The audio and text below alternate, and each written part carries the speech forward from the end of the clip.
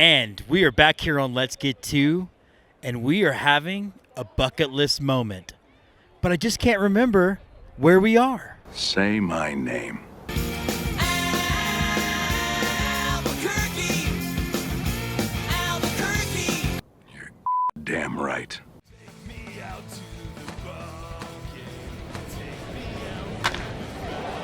Welcome to Let's Get To, your tour of America through the lens of minor league baseball. Baseball from sea to shining sea. And now, the first pitch. Opening thoughts from James Christopher. Presented by BaseballMapper.com.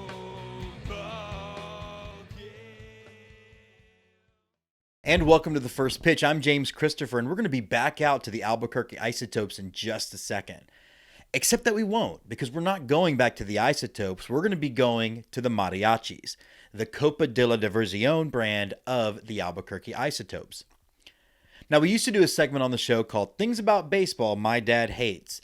And we don't do it anymore because my dad and I really aren't in a super good place. This is not my therapy session, but we're just not. So it felt a little almost mean-spirited to keep the segment going. But one thing I feel confident about is he would hate alternative brands. He even hates alternative jerseys, right? Like you either play in white or gray, and that's how baseball works. And people should bunt and steal bases and blah, blah, blah, blah, blah. Pitcher should hit, no more DH. All these things that sort of old baseball fans get saddled with, he carries a lot of them with him. Now, you might notice that I'm wearing the City Connect look for the Houston Astros, the Space City look, and it's kind of Major League Baseball's and Nike's acknowledgement that minor league baseball is doing a lot of things right, including the use of alternative brands. They've designed, I think, 12 uniforms so far that all have a very special connection to the city and the community that they live in, and they don't necessarily care about the national impression. The Boston Red Sox adopting the colors of the Boston Marathon, particularly after the tragedy, I think was a great choice, even if people outside of Boston don't like the fact that the Red Sox wear yellow every once in a while. But I'm confident that my dad would have hated the Space City look, even though I think it's actually maybe the best part of the Astros brand going right now. But it got me thinking about the alternative identities, and you see it through baseball, particularly minor league baseball, all the way at all levels of the game, from low A to independent to collegiate summer league to triple A. And some of them are food-based, some of them are just super locally driven. And then, of course, we have the Copa.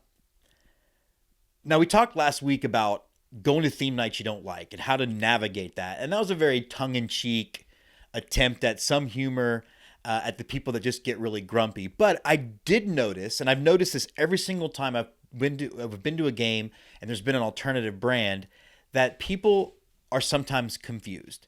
They're not necessarily hostile to it. They just don't understand why I bought a Corpus Christi Hooks ticket, but now I'm watching the Blue Ghosts, or I'm watching the Cumbias, or I'm watching the Mariachis when I bought an Isotopes ticket.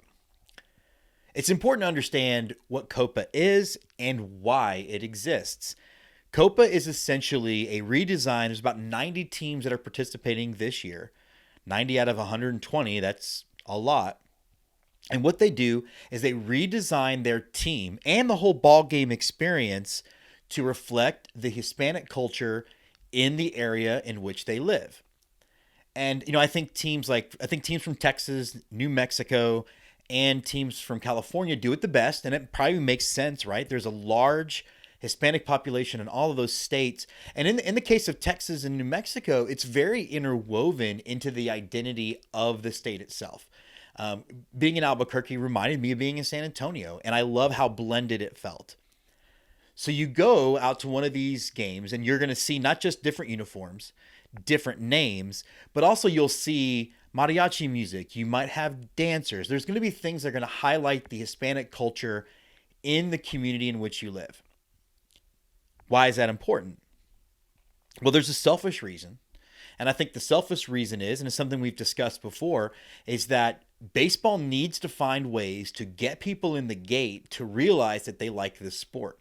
And Copa does a great job of that. The merch sales have been great. Attendance is usually excellent on these nights.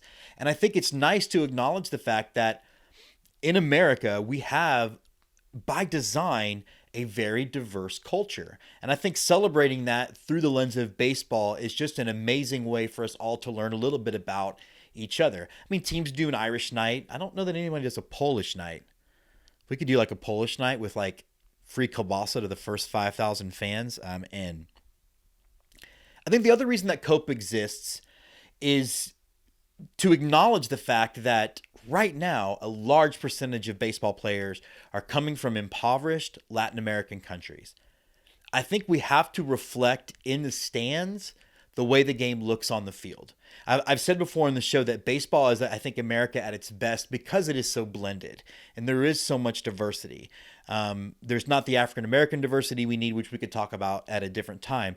But I just love the idea that on the field, it all works the way I think America's supposed to work. And that's what I love about Copa. It reflects that best part of the game and our society. So if you go to a game and you don't realize you're walking into a Copa night, just sit back and embrace it and learn a little bit. And I think you'll find you're going to have an absolute blast.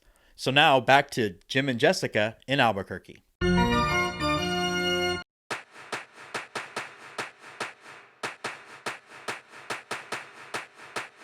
From the bleachers, the Let's Get To Game of the Week. And welcome back to From the Bleachers. We are out here at beautiful Isotopes Park. I'm wearing my Baseball from Sea to Shining Sea shirt, available in our store, shameless plug. This is our first out-of-state trip for the 2022 season, and what a place to kick it off. Check out our trip to the Albuquerque Isotopes. First out-of-state trip this season? Let's do it. We've been looking forward to a Topes game since the show started 4 years ago, and we're really excited to get out to the ballpark. The faint sound of a band lured us from the parking lot to what was a big street party. The Isotopes know how to have a good time. But we weren't in for an Isotopes game because the Mariachis de Nuevo Mexico were here to play ball. Anytime you can get to a Copa de la Diversión game at an MiLB stadium, it always brings the extra fun, and tonight would prove to be no different. And we felt welcomed.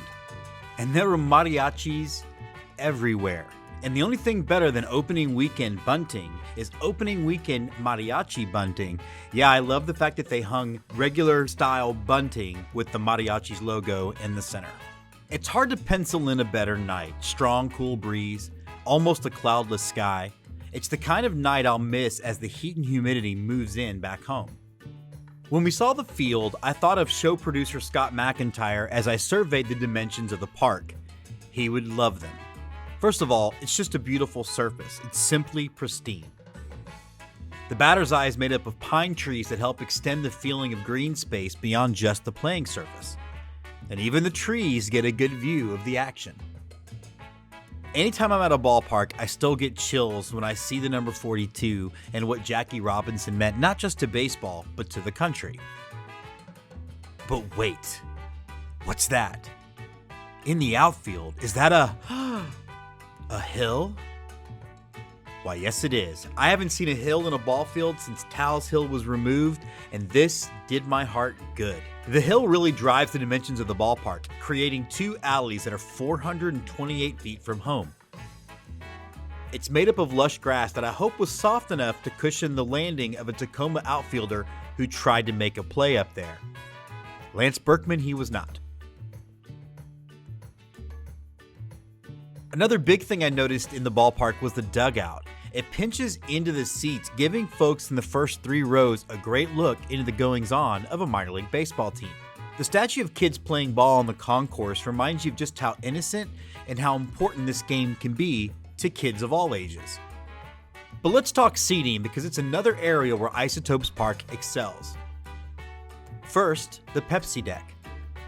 Lots of parks have party decks in the outfield. None of the ones I've seen thought to elevate the seats in the back to where everyone can still see the game. It's a little thing like this that shows you how much thought went into the ballpark. In left field, there's a huge expanse of picnic tables, perfect for company outings or parties. Out in right center, there's a whole kid area, complete with a carousel. The ballpark eats are among the best we've ever seen. Several unique spots to get all matter of cuisine. We sampled the Chihuahua, a pulled pork sandwich with green chilies and chili relleno on top. Jessica and I had to split it, which, according to our friend Ephus Tosser, didn't really fulfill his demand that I get the sandwich in the first place, but it was delicious. Definitely need a knife and fork.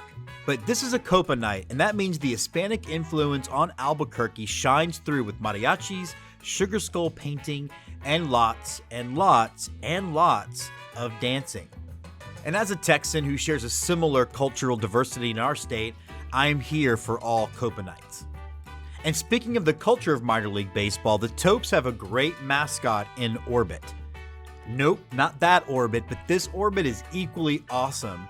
And during the game, they even have a group of baby Orbits, which I definitely need more of in my life.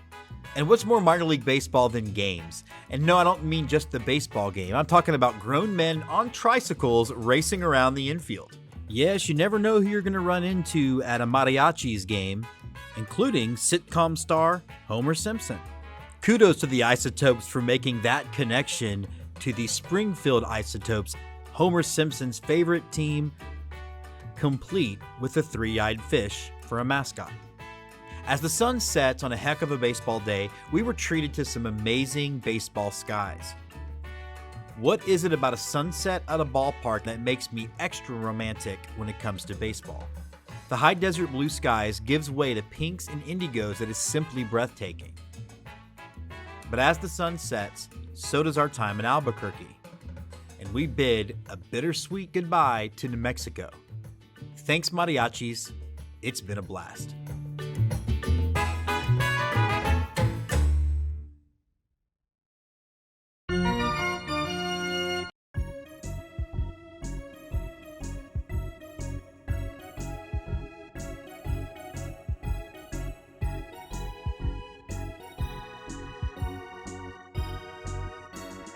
Show me the merch! Fashion, baseball style.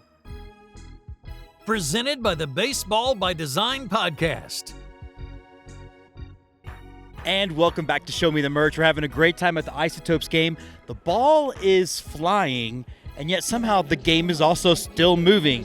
But this has got to be one of the most diverse, one of the most dynamic brands in minor league baseball. I picked up the 5950 road hat with a Mariachi's hoodie, but we got some other stuff for some of the other best people covering minor league baseball.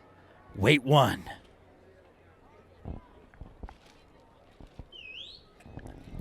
So, Andy Tom Chesson, you know him from Go-Go Astros, producer of Let's Get To, grabbed the home Albuquerque Isotopes cap.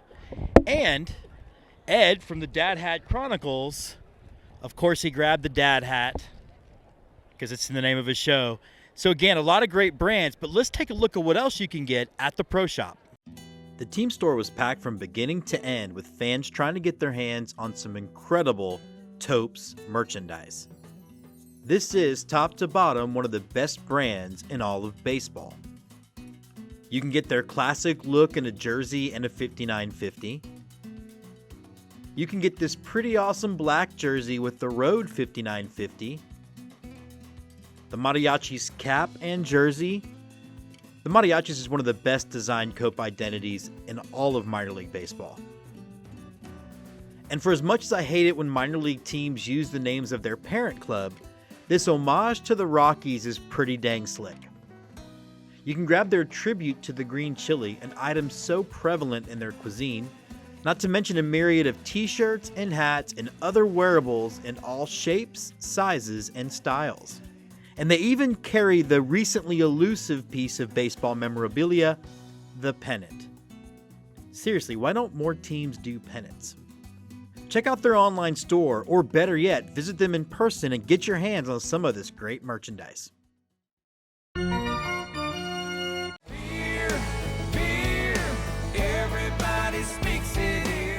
Holler and Swaller, a chug of ballpark brew. Presented by The Hitter Sports. So we're back here on Holler and Swaller. You might be able to hear some of the salsa music going on. It's Mariachi's night. I've got a Mariachi's margarita. We're having a great time out here. There's a lot that you can eat and drink at this ballpark, and I love the fact that lots of teams in minor league baseball have a beer. They've got a margarita. So this has been a bucket list trip for us. We have had an amazing time.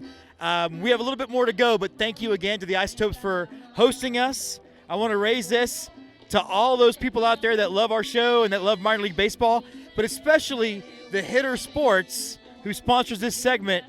Holler and Swaller, baby.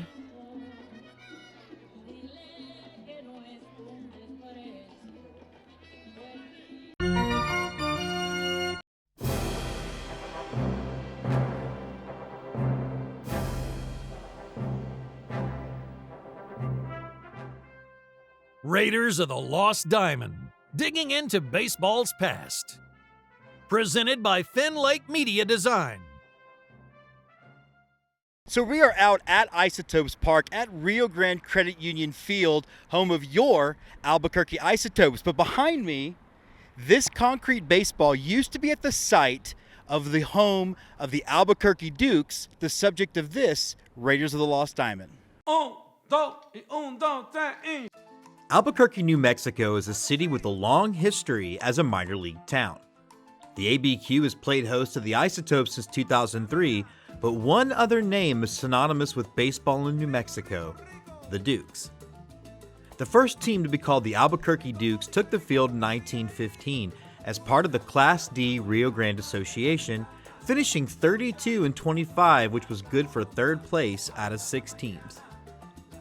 After supporting teams like the Dons and the Cardinals, the Dukes rode back into town in 1942, only to pause for World War II before returning again in 1946. That year, the Dukes also began playing at Tingley Field, which would be the team's home until 1964.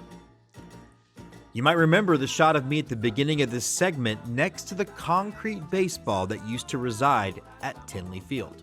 The Dukes won their first league championship in 1949. They led the regular season with an 83-56 record and defeated the La Mesa Lobos and Amarillo Gold Sox in the playoffs. The early 1950s saw the Dukes continue to conquer the West Texas-New Mexico League, repeating their championship drive in 1950 and 1953. In 1956, the Dukes picked up their first affiliation with the Major League team as the Class A representative for the New York Giants in the Western League. A new Dukes team returned in 1960, a Kansas City A's affiliate in the Class D Sophomore League. The following year, Alan Lewis, a future member of the 1972 and 73 World Series Championships teams, patrolled the outfield for 41 games. In 1962, the Dukes were promoted to be the A's AA team in the Texas League. The 62 team featured another future A's World Series champion, this time infielder Dick Green. In 1963, Albuquerque was switched to a Dodgers affiliate and fielded their biggest stars yet. Future Dodger stars Wes Parker and Bill Singer, as well as future Hall of Fame manager Bobby Cox, all saw time in Albuquerque. Albuquerque featured Los Angeles greats such as Don Sutton in '65, Willie Crawford, Charlie Huff, and Ted Sizemore in '67, and Bill Buckner, Steve Garvey, and Steve Yeager in '69. The 1970s saw the Dukes rise to the AAA rank in the Dodgers organization, as well as a move to a new home. Starting in 1972, the team played at the Albuquerque Sports Stadium, the team's home field until 2000. Some of the many future Dodger players to play for the Dukes in the 70s included Davey Lopes, Pedro Guerrero, Dave Stewart, Rick Sutcliffe, and Mike Scioscia. The Dukes continued as the Dodgers AAA affiliate through 2000, polishing future LA stars and providing rehab stints for those that were injured. Due mostly to problems with the team's aging stadium, the Dukes were sold and were moved to Portland following the 2000 season, where they became the Beavers. In 2003, the Calgary Cannons moved south to New Mexico and became the present-day Albuquerque Isotopes. Now, fun fact, we had a chance to go to an Isotopes game with some family, and everyone in this picture, but me, attended at least one Albuquerque Dukes game.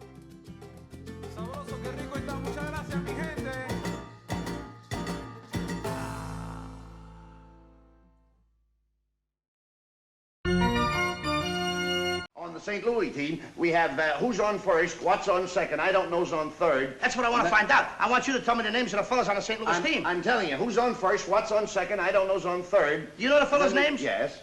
Well, then who's playing first? Yes. I mean, the fellas. Who's on first? The The Let's fella Get playing To first Team base of the for St. Week. Louis. The guy on first base. Presented by the Baseball Bucket Who are you List asking me for? Podcast. I'm not asking you, I'm telling you, who is on first? I'm asking you who's on first. So we're excited to be welcoming to Who's On First. Start that again. So we're excited to be welcomed to Who's On First for Stulting of the Albuquerque Isotopes / Mariachis. Forrest, how's it going, man? Going great. Hope you're doing well. Thanks for having me. Absolutely. We had a great time at the ballpark, as the viewers have already seen from some of our coverage there. But I want to talk a little bit about you. How do you go from a kid who I presumed liked sports, liked baseball, to end up being part of a front office of a AAA baseball team? Yeah, I mean, it's been quite the journey, that's for sure. So I guess I played baseball my entire life, played club ball at Furman University, where I went for undergrad. And that's kind of where I got on this path of journalism / communications. I began writing for the school paper there, became the editor a year later for the sports section, got a job as a freelance sports writer for the Greenville News covering high school sports. Also was doing sports information stuff for Furman University as well. And then I graduated in 2016 and I got an internship at the Greenville Drive in 16. That kind of propelled me into down this path of minor league baseball communications. And I got a internship with the OKC Dodgers in 18. Oh, cool. Was going back to school to get my master's of journalism beginning in the summer of 19 at Northwestern, which is a fantastic school. I was very lucky to get to go there. I was also a baseball prospectus prospect writer for a couple of years as well. So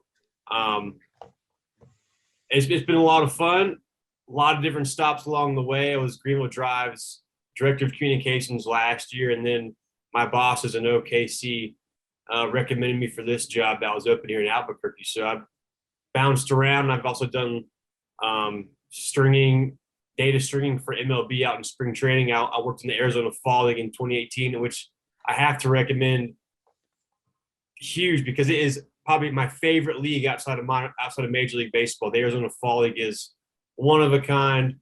It's so unique. There's not many people in the stands. It's some of the best minor league players in all of baseball. They're playing extremely hard, and you get to really. It's a much more intimate setting even than spring training is in March and in February and March for the major leagues, and so you really get up close and personal with the players and get to see how really good these guys are at a young level. We actually had our first opportunity to go last year, and it was, first of all, the idea of just being able to do like 3 games in a day if you map it out, right? And it was cool. MiLB actually credentialed us, which was kind of like a big deal. Like, oh, that's pretty sweet. So, but no, you're exactly right. Anybody that's listening or watching needs to get out to the Fall League. You talked about just moving to Albuquerque for this job. I mean, how are you fitting into the Southwest? Are you digging it? Oh, for sure. So luckily I've been traveling around the Southwest my entire life. My parents are professors at a small school in Greenville, South Carolina called Furman University. And so in the summertime, we would always take cross-country trips to the West Coast. We'd go to Utah, California, North Dakota, South Dakota, Wyoming, Arizona, New Mexico as well, traveling to different national parks and whatnot. And I lived in Phoenix for close to like 11 or 12 months. Okay. So I fit in quite well in the Southwest. I love the dry heat or the dry climate. Coming from South Carolina, the dryness is kind of nice because the humidity there is through the roof. Brother, I was born and raised in Houston. I know all about it. That's awful. It's awful. It can be brutal, but it's a really great community here. They have really good restaurants and good bar scene. People here are fantastic. It's a really tight-knit community where almost everybody knows everybody somehow. They have some kind of connection to someone. So it's been really cool to kind of fit in a small place in this community in Albuquerque. I found it, we were there for a couple of days tooling around and stuff. And I found it to be a very livable, I can imagine being a very livable community where there's a lot to happen, but it's not overwhelmingly big. Exactly. Yeah. And so the street system here is on a grid, so it's easy to get around really. And and everyone here is just so welcoming. It's hard not to want to go out with your new friends and say, "Oh, let's go meet 20 new people tonight." Like, great, why not? Because everyone's so nice and welcoming. It's been a fantastic experience so far. Okay, so let's talk a little Isotopes specifically. I think you probably caught that my wife and I were just digging everything about just the ballpark and the game day environment, all that stuff. But let's talk a little bit about what's coming up. I mean, I think we're early enough in the season that people are going to watch this episode next week and start planning their trips. So what can people look forward to for the rest of the season? Well, I think that number one is for sure the Mariachis, as you mentioned earlier. That is a hugely popular game out here. We have 5 more left throughout the season. We usually draw over 10,000 people to those games. There's always some kind of different component with those Mariachis nights. They have lowriders attached to them. We have Al Hurricane Jr. coming to do a pregame performance, which Al Hurricane, he is a legend out here in the state of New Mexico. So a lot of cool things connected with those 5 games over the next 5 months. We have 2 more 50-cent hot dog nights, which are huge out here as well. I can imagine. 2 Bark in the Park. And then we have 2 Marvel superhero games. We have a green chili cheeseburger, which is an alternate identity because the green chili cheeseburger is a very popular food item out here because obviously New Mexico, people love their chili. So whenever we play as green chili cheeseburgers, the fans really come out in droves to support that and eat some pretty good green chili cheeseburgers as well at the ballpark. Will there be any 50-cent Aichiwawa nights? Because I need more of that in my life. I wish, man, but I'm not sure if that would work so well for the finance department because a pound of pork selling that for 50 cents, I'm not sure how well that will work out for the budget, but I wish. It was delicious. Just before we get to some fun rapid fire stuff, I mean, how it seemed like the crowd was big. Was into the game. No one left. And it was kind of a blowout, right? Like you guys were just hitting home runs like it was going out of style. Is that what's the typical baseball fan in New Mexico and Albuquerque's like? I mean, they just into it?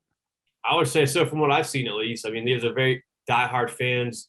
I mean, all across the city, you're seeing Isotopes gear, Mariachi's gear. It's a huge baseball town. They really come out to support their Topes no matter what. I mean, on opening night when it was in the high 40s, low 50s with 30-mile-an-hour winds, we had over 7,000 people here. So it's just a really diehard fan base, and they really get behind their Topes no matter what the weather is. They'll be out here to support us. You also keep one foot in the past, which is what I love about that. I love that you do the Dukes nights and things like that. You have, of course, the big concrete baseball. How important is that to kind of make sure that fans who knew what the Dukes were are still sort of getting used to the Isotopes, if they still feel like they have a place at the ballpark? Absolutely. Yeah. It's a nice bridge from the past to the present to the future, because I mean, the Dukes, they were here in the early 70s, late 60s. So it was really an institution here for 40 years almost. So be able to kind of bridge that gap and tell the fans, say, hey, we recognize the old, the Dukes, even though our name isn't the Dukes, but we're going to come out here and represent the Dukes in a way that Albuquerque would love to see. And I mean, whenever you walk around town as well, you see plenty of Duke stuff too. So it's still, the Dukes still holds a very near and dear place in a lot of hearts here in Albuquerque. So I think people just love coming out to the ballpark and seeing those retro style jerseys on the players. It really gives them a lot of memories as well. Absolutely. All right, well, let's play a little rapid fire. You ready? Yes, sir. Let's go. Clear your head. Go to ballpark food. Oh man, I would probably say some kind of barbecue sandwich. Okay. Marvel or DC?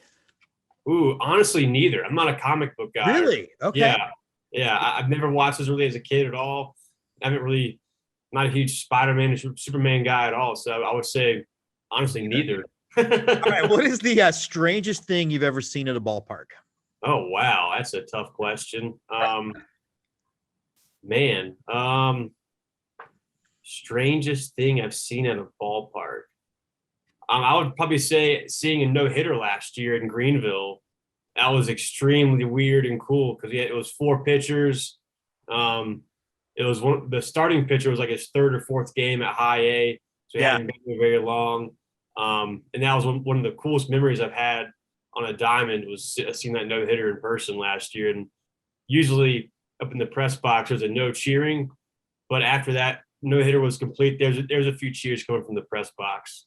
I especially love the combined no-hitter because sometimes as a fan, you don't really notice until, oh, weird, they haven't had a hit yet, Exactly. Yeah, not till the 7th or 8th inning for sure. You're completely right.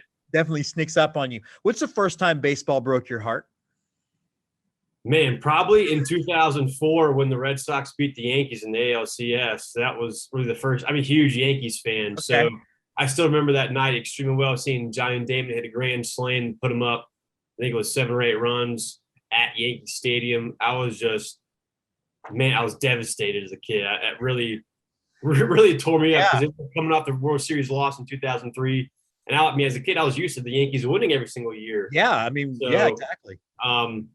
I was not used to losing like that. So that and to lose to the Red Sox up 3-0, it took a while for me to get over that one. That's for sure. You probably hate the movie Fever Pitch, and Jimmy Fallon can just jump in a lake as far as you're concerned. Oh yeah, I don't even watch him on any kind of movie. That's for sure. I don't want to have any kind of memories of that Red Sox year for sure. So absolutely. All right, what's your favorite team brand in baseball? Not the Isotopes. Like minors or majors? Either one, yeah. Top to bottom, who do you think does it the best? Okay, those are the best. I would say, the Durham Bulls on their social media they're really engaging. They do a really good job. Some of their stuff is like just any fan can connect with. So they do a really good job of connecting with all types of fans and making it really lighthearted, also fun and kind of edgy at the same time. So I think they really walk that line. They do. Almost perfectly. They also, them and the Erie Seawolves cost me more money because it seems like they have an alternative cap every month that I'm like, I have to have that. Like, have you seen the new Bulls Devil Rays jerseys and hats? I have. They are so sharp. Man, that really caught my eye a few weeks ago. Except I went ahead and ordered the road gray of the movie style. But like last year when the Bull Sharks came in, I know a guy in the team store, and he like texted me. He's like, "Hey man, these are coming out. Do you want one? I'll set them aside." And it's a good thing he did because they sold out in like 3 hours. I believe that. Yeah, that's a brand that is a hot commodity all across the country, not just Durham, and that is a testament to their ability to market their brand and have that reach on social media. Absolutely. Okay, are you a dog guy or cat guy? Dog, for sure. What about Star Wars or Jaws? Star Wars all day. All right, Kevin Costner as a cowboy or ball player? Ball player. You kidding me? Wow. Okay. When you go to a new ballpark, what is your favorite place to sit? Probably somewhere behind home plate. I've been spoiled working in press boxes and being a prospect scout with BP to either be behind home plate or up in the press box. So, I've gotten used to that kind of vantage point. So somewhere behind home plate or between the dugouts for sure, just because that's where you can really see a lot of the action and a lot of the intricacies of the game between the players and the umpires and the players and the coaches and whatnot. So, all right. Last question. What is your go-to baseball movie? Wow. I'd say Moneyball. Great. You know what? First of all, great choice. And I think you're the first one this season that it's always like Field of Dreams, Major League or Bull Durham. I love that. Moneyball. It's such a good story, and the actual movie itself, it really keeps you on your toes throughout the entire thing. And I think Brad Pitt does a really good job, and Jonah Hill obviously too. So it's a great story of the underdog, and I guess I'm a big underdog fan as well. So I teach that movie in my editing class because I do love how there's not a lot of baseball in it, but it's an exciting baseball movie. So they do a great job. Forrest, thanks so much for jumping on Let's Get To. Thanks for welcoming us out to Isotopes Parks last weekend. Everybody make sure that you guys follow him and the team on Twitter. Again, Forrest, thanks for jumping on. Of course, man. It's my pleasure. Thanks for having me. Take me out to the ball game. Take me out with the crowd. The 7th inning stretch. What's going on outside of the ballpark? presented by the Dad Hat Chronicles. So we're out here at Isotopes Park. It's the magic hour. It's beautiful out here And right I'm now. here with the most magical person Oh, yeah. on the face of the earth. My wife Jessica's out here. Hey, guys. It's a 7th inning stretch, so Yeah. we've done some stuff today. Let's start with dinner last night. Oh, my gosh. Okay. So we have some family who lives here, and there is a Mexican food restaurant that my family always loves to go to while they're here, and it's called El Pinto.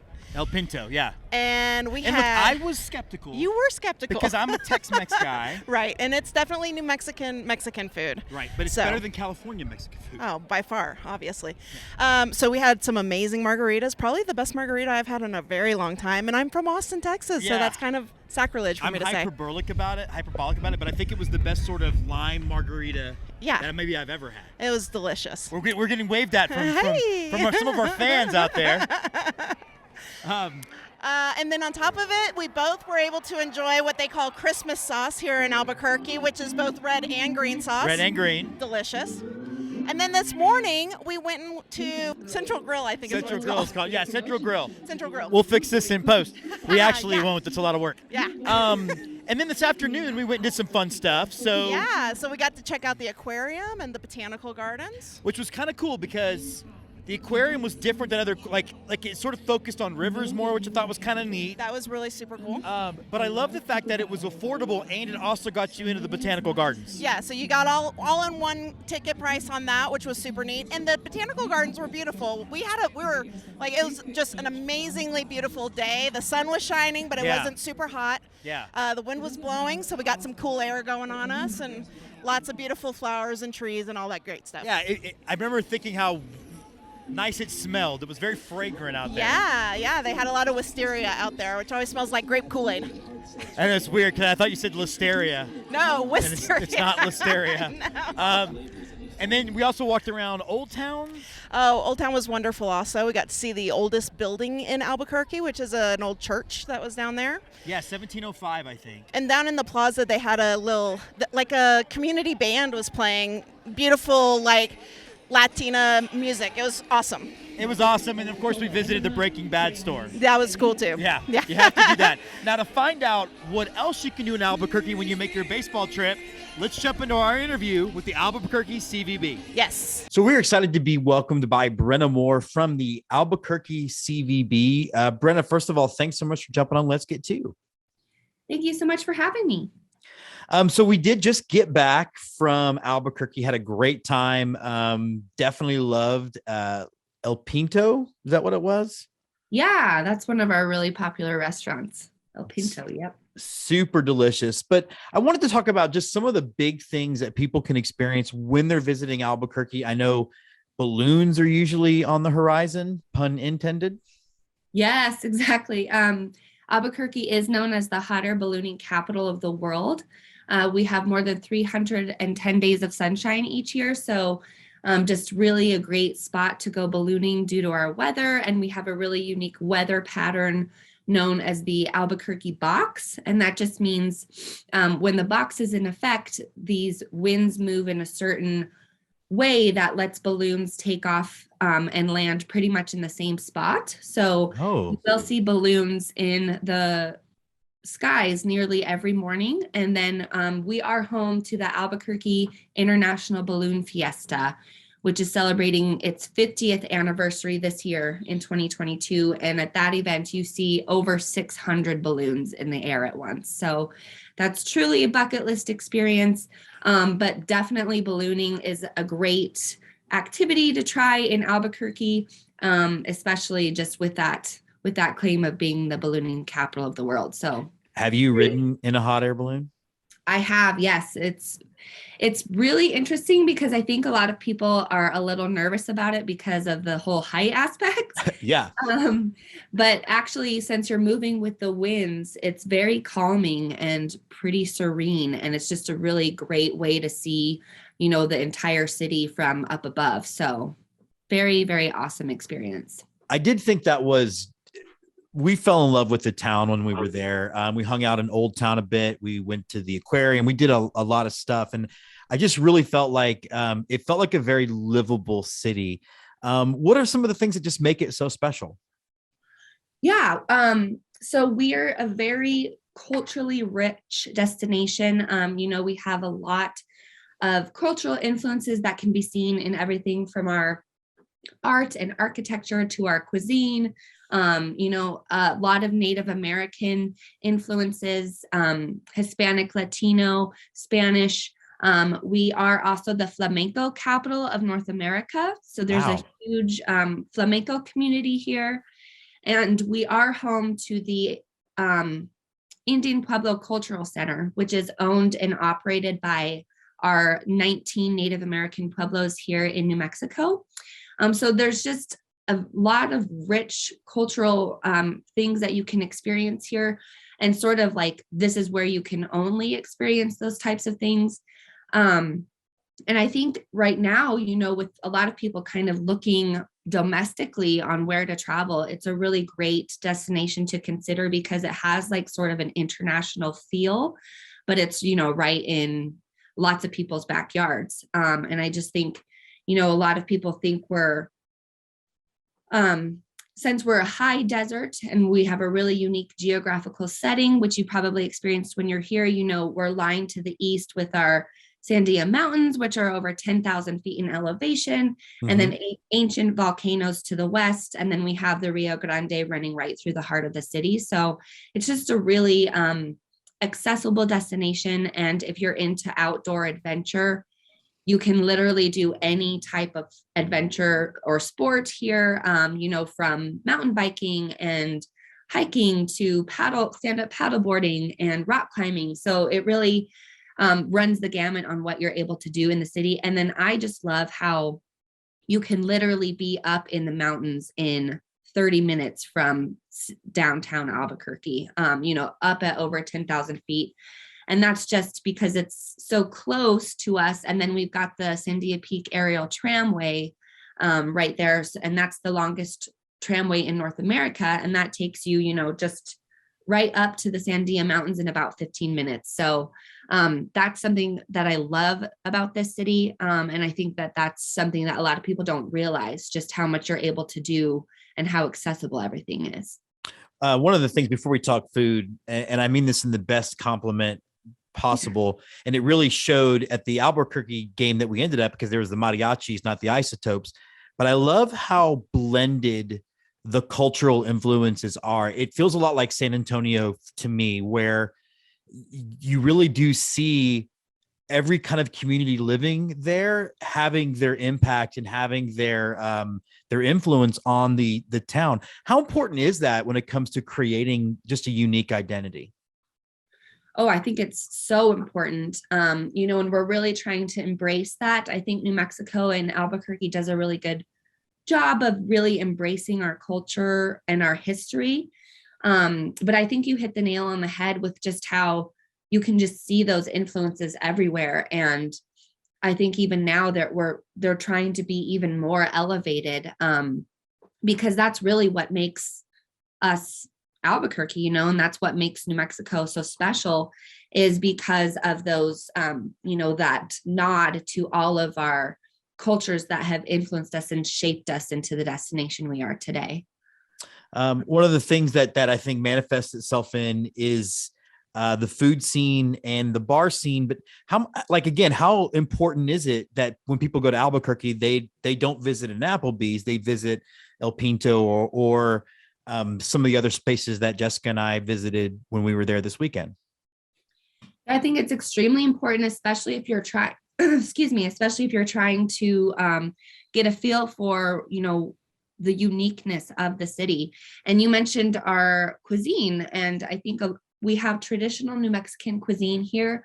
It's really heavily influenced by, the famous chili pepper. We're very obsessed with chili in New Mexico. Yeah. We have an official state question, which is red or green, meaning which chili would you like on your plate? And I went Christmas. Yes, exactly. That's what you say if you want both. And that's a really good response if you want to sound like a local. And that's, you can see how obsessed we are with chili, and we put it on everything from cheeseburgers and breakfast burritos to, we put it in our wine and our beer and fudge and apple pie and all of that. So that's something that you'll definitely have to try when you're here. There's really no escaping it if you are eating at one of our restaurants. And then I think also, you mentioned the nightlife scene, and I think a lot of businesses here and distillers and breweries and wineries, we're actually the oldest wine growing region in the country. I think a lot of people don't realize that as well. Spanish monks brought vines to New Mexico in the 1600s. So we have a long-standing history with that as well.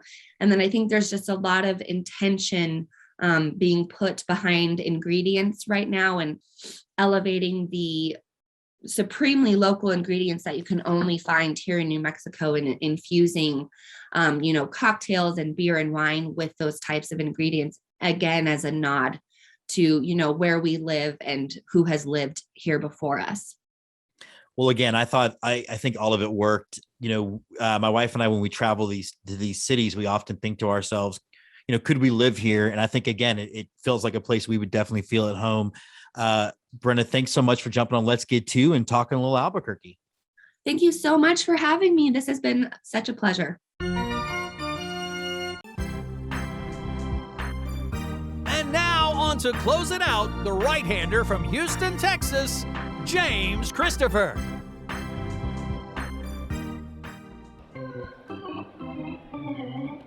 It's okay.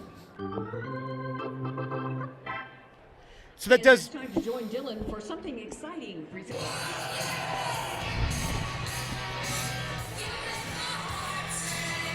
So that does wrap us up at Isotopes Park at Rio Grande Credit Union Field. I can't put into words what an amazing time we've had. I love the ballpark. I love what everything is offered to fans, from food to drinks. I love how into it the fans have been. The ball flew out of here like crazy. It was a great time. And who doesn't love some post-game fireworks? These are actually the first we've gotten to see this season. And so it was so much fun to sit back and shoot the fireworks and share this very important part of a minor league baseball experience with you. But that did wrap up Albuquerque, and that means we get to change the map and take it from navy blue to the rainbow color scheme, meaning that's one more state on my quest for 50. We're going to be back next week with another episode. This time, we'll be in Greenville, South Carolina to cover the drive. So until then, get you some peanuts, get you some Cracker Jack, but most importantly, let's get to. Let's Get To is presented by Twitchy Dolphin Media. Executive produced by Jessica Bybee Jedgetts. Produced by Andy Tomcheson, Scott McIntyre, and James Christopher.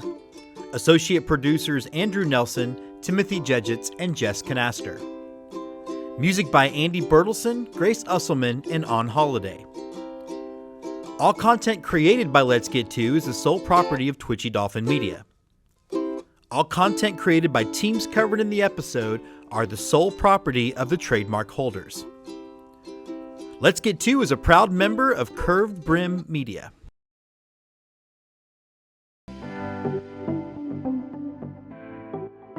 This podcast is part of the Curved Brim Media Network. Here are some of the other members of Curved Brim Media. Hi, I'm James Christopher, host of Let's Get To, and we are going to be taking you on a tour of this great country through the lens of minor league baseball. That's right, from sea to shining sea, we're going to be looking at towns big and small as we explore the greatest game ever invented. This is Patrick. And Corey. Of BaseballMapper.com. And we have made an interactive map to help highlight all baseball teams from the majors down to collegiate summer leagues. We want to bring you closer to baseball, so get on the site and find a team near you today. Hi, this is Ed Rivera of the Data Chronicles. Join me as I interview people just like you and players, coaches, GMs on the path that led you to become a fan of the sport. What's up, Bucketheads? I'm Anna DiTommaso, and each week on the Baseball Bucket List podcast, I speak with a different fan about their favorite baseball memories, what the game means to them, and what's left to check off on their baseball bucket list. Hey guys, this is Patrick Larson from the Minor League Baseball Hat History Series, and in every episode I go through the history of minor league teams through my personal collection of hats. You can find me on Twitter at @PatLarson1. I hope you guys enjoy. And I'm Paul Caputo. I tell the story of America one minor league baseball logo and nickname at a time on the Baseball by Design podcast. Learn more about Curve Brand Media at curvebrandmedia.com.